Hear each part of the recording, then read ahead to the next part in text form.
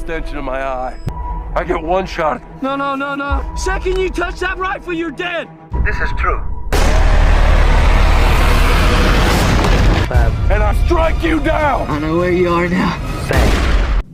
Halo, gimana kabar kalian semua? Sehat? Sip, mantap.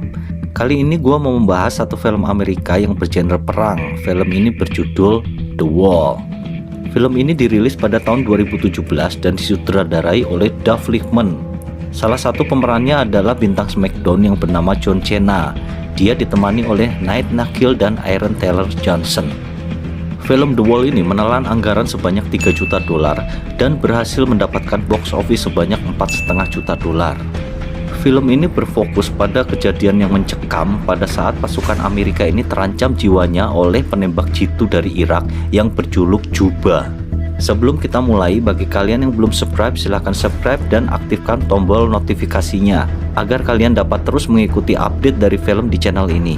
Oke, tanpa banyak bacot, let's get it on.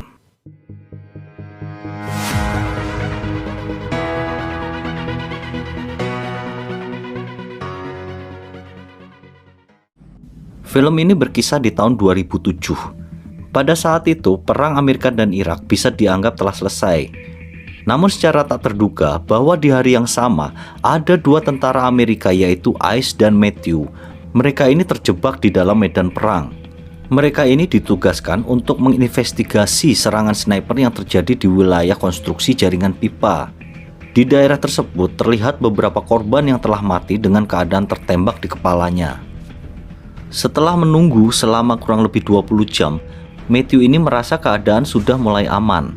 Kemudian dia mengusulkan kepada Ice untuk menghampiri korban dan mengambil radio yang ada di sana. Pada awalnya Ice tidak setuju dan lebih menyarankan kepada Matthew untuk menunggu lebih lama lagi. Karena Ice ini pernah mendengar kalau Irak itu mempunyai sniper hebat yang bernama Juba, yang kemungkinan Juba ini adalah orang yang melakukan perbuatan menembak para korban itu. Namun kemudian karena tidak terdeteksi adanya pergerakan apapun dan supaya mereka bisa cepat kembali ke pangkalan, akhirnya Matthew pun memaksa pergi sendirian. Ice yang masih berada di tempat persembunyiannya, dia tampak mengawasi gerak-gerik dari Matthew. Bahkan sesekali Matthew ini melakukan gerakan konyol yang membuat Ice tertawa menyaksikannya. Namun tiba-tiba candaan itu seketika berubah hilang saat sebuah tembakan musuh langsung bersarang di tubuh Matthew. Ice yang melihat kejadian tidak terduga itu pun tentu saja panik. Maka dengan segera ia pun keluar dari tempat persembunyiannya dan bergegas untuk menolong Matthew. Namun tanpa diduga, beberapa tembakan juga mulai memburunya. Bahkan salah satu tembakan tersebut mengenai kaki kanannya. Hingga akhirnya Ice pun tidak bisa berbuat banyak selain terpaksa meninggalkan Matthew dan dia memilih bersembunyi di balik dinding bata yang berada di wilayah tersebut. Dalam kondisi kesakitan karena kakinya tertembak, Ice pun segera menghubungi kantor pusat dengan menggunakan radio yang dibawanya. Namun sangat disayangkan, radio yang akan digunakan itu ternyata antenanya telah rusak akibat tembakan dari sniper misterius itu. Hingga saat dalam keadaan kebingungan, Matthew yang tengah terluka menanyakan kepada Ice perihal posisi sniper tersebut. Matthew pun berencana untuk menembak langsung dengan satu tembakan.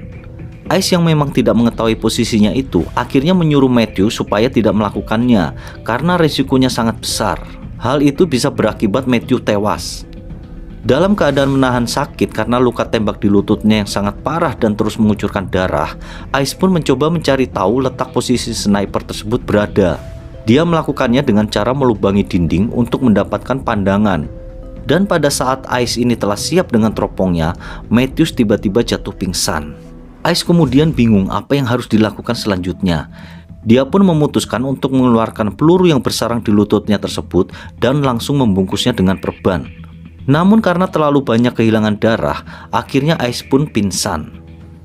Entah sudah berapa lama tak sadarkan diri, Ice tiba-tiba tersadar dan terbangun saat seseorang menghubungi lewat radio lokal miliknya. Orang itu menanyakan tentang statusnya, lalu Ice pun langsung memberitahu kejadian yang terjadi, di mana mereka berdua terluka dan tengah dalam kondisi tersudut oleh sniper musuh. Dan setelah itu Ice juga meminta agar segera dievakuasi atau diselamatkan. Untuk memastikan lokasinya, orang yang ada di dalam radio itu pun menyuruhnya untuk berdiri dan menembakkan pistol. Ice merasa hal itu adalah tindakan bodoh dan bisa berakibat sniper musuh mengetahui keberadaannya, sehingga dia kemudian memilih untuk tidak melakukannya. Pada saat perbincangan radio itu, ada sesuatu hal yang membuat Ice ini curiga, di mana orang tersebut salah menyebutkan pangkatnya. Kecurigaan itu tidak berhenti di situ saja. Pada saat itu, Ice mulai sadar dengan aksen orang itu yang terdengar bukan asli Amerika. Hingga akhirnya terbongkarlah semuanya. Orang yang di dalam radio itu bukanlah pihak Amerika, melainkan adalah sniper musuh yang telah berhasil menembak dan melumpuhkan mereka berdua. Mengetahui telah dipermainkan, Ice pun mulai tidak menghiraukan perbincangan itu, dan dia memilih untuk mencoba menggunakan kembali radionya. Namun sniper tersebut mengancam akan menembak kepala Matthew jika Ice tidak menghiraukan perbincangan. Hingga akhirnya tidak ada pilihan lagi kecuali mulai mendengarkan dan berbincang dengan sniper tersebut. Pada saat perbincangan itu tengah berlangsung, Ice pun kembali memperbesar lubang di tembok untuk melihat keberadaan di mana posisinya. Ice bahkan sampai menghitung letak jarak dari tembakan yang telah dilepaskan sniper tersebut. Sebenarnya sniper itu berbicara dengan ramah dan hanya ingin mengobrol untuk saling berkenalan. Dan si sniper pun juga mengatakan kalau dirinya adalah seorang warga biasa saja. Namun Ice ini yang sadar bahwa itu adalah musuh, tentu saja dia tidak ingin percaya begitu saja. Kemudian Ice juga akhirnya ikut mengarang cerita tentang latar belakang dirinya. Sniper itu juga berkata bahwa dia bisa menembak dengan tepat sasaran dari kejauhan. Dan hal itu telah dibuktikannya dengan dia telah menembak pemancar radio. Dan dia juga sengaja menembak tempat air agar Ice ini kehausan dan tidak mempunyai persediaan minum lagi. Belum cukup di situ, Ice kemudian mendapat penjelasan tentang mengapa dirinya tidak langsung dibunuh saat keluar dari persembunyian. Menurut si sniper, semua itu dilakukan supaya Ice ini kehabisan darah dan mati secara perlahan. Semua perkataan itu kemudian membuat Ice semakin marah dan hilang kesabarannya. Hingga dalam keadaan yang sangat marah, Ice pun diam-diam mulai memperkirakan sisa peluru, termasuk senjata yang digunakannya. Dan untuk lebih memastikan, Ice pun memancing sniper tersebut dengan menyebutkan senjata yang dipakainya. Akan tetapi, ternyata sniper ini bukanlah orang yang bodoh. Dia lebih memilih berbohong mengenai senjata yang digunakannya.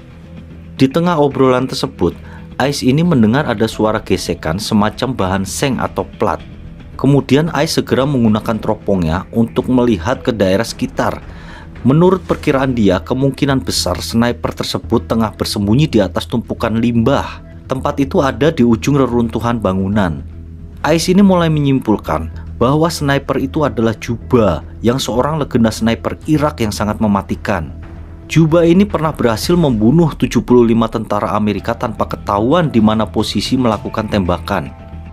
Untuk memastikan kalau Juba berada di tumpukan limbah tersebut, akhirnya Ice pun berencana membuat target palsu agar nantinya ia bisa melihat kilatan peluru yang berasal dari sana. Namun sayang sekali, helm yang digunakan sebagai target pengalihan itu malah terjatuh dan Juba pun tertawa bahkan meledeknya. Hingga kemudian untuk kedua kalinya Ice kembali pingsan. Lalu tiupan angin kencang itu membuatnya kembali tersadar. Dalam keadaan tersebut, Ice memutuskan untuk mengambil radio yang berada tidak jauh darinya. Dengan memanfaatkan hembusan angin yang kencang dapat sedikit mengganggu sniper tersebut.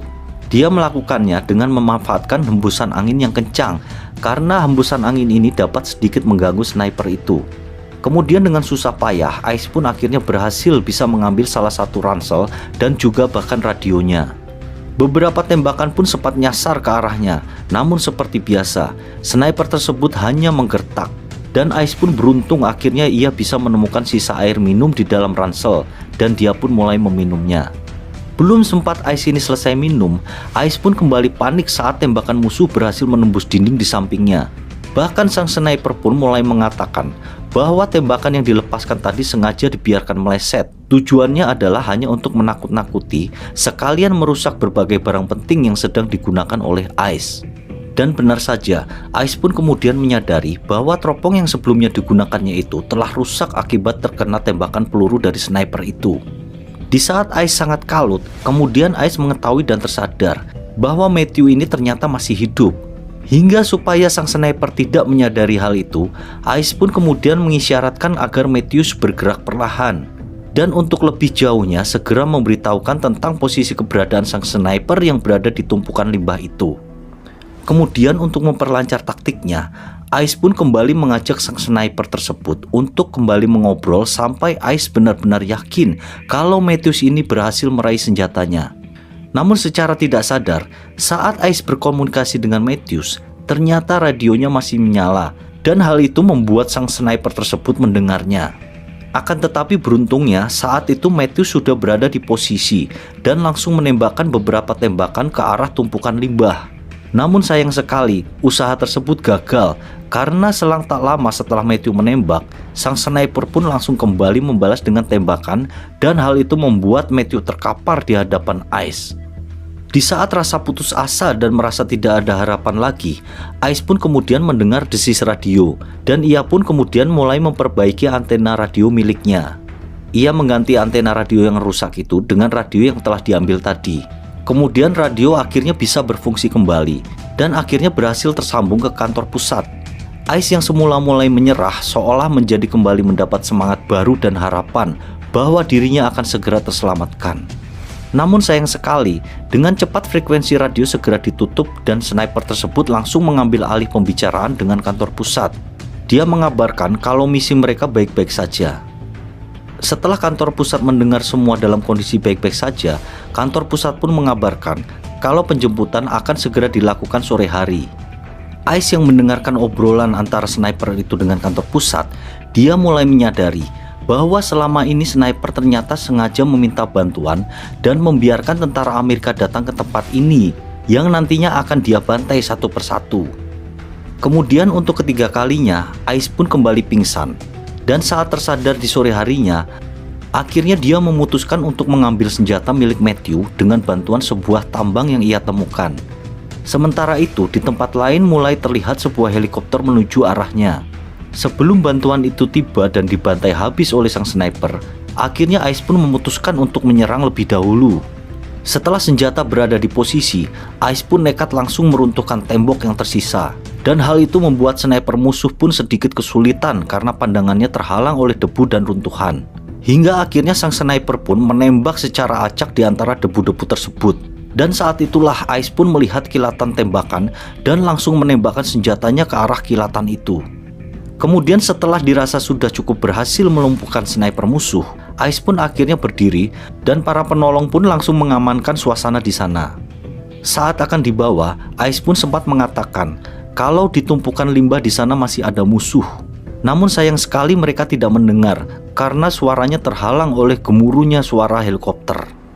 Kemudian pada saat mereka mulai terbang melewati tumpukan limbah itu, tiba-tiba tembakan kembali terdengar dan langsung memburu mereka. Hingga akhirnya helikopter itu pun jatuh bersama semua tentara yang ada di dalamnya. Hingga kemudian pada keesokan harinya, markas pusat kembali menghubungi helikopter. Dan ternyata sang sniper pun kembali membajak radio tersebut.